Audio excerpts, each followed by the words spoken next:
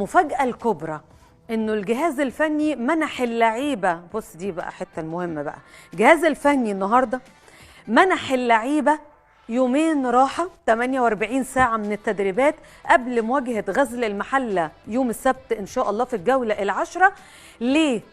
لأنه اللعيبة رفضت تخوض التدريبات إلا لما تاخد المستحقات المتأخرة ومفيش فلوس.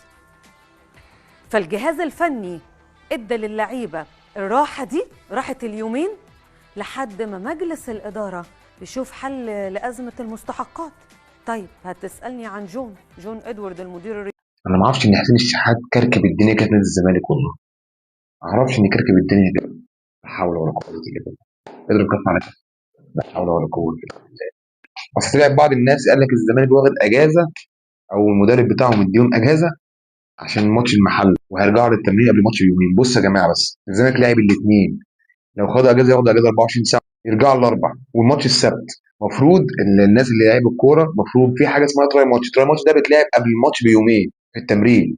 يعني الزمالك يلعب السبت، يلعب تراي ماتش يوم الخميس، ويجي الجمعه تمرينات كده يفك العضل بتاع رجليهم كده، وممكن ياخدوا اجازه كمان. عايز تقنعني ان المدرب ادهم اجازه يوم الاثنين ليوم الاربعاء ويرجع بكره الخميس؟ مستحقات.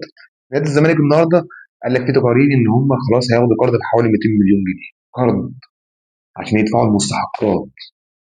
اللي بياخد قرض ده بياخده عشان خاطر بيه مثلا استثمار، وعشان خاطر يجيب له فلوس بعد كده. دي دوامه تانيه دي. هقول ايه؟ لا حول ولا قوه الا بالله.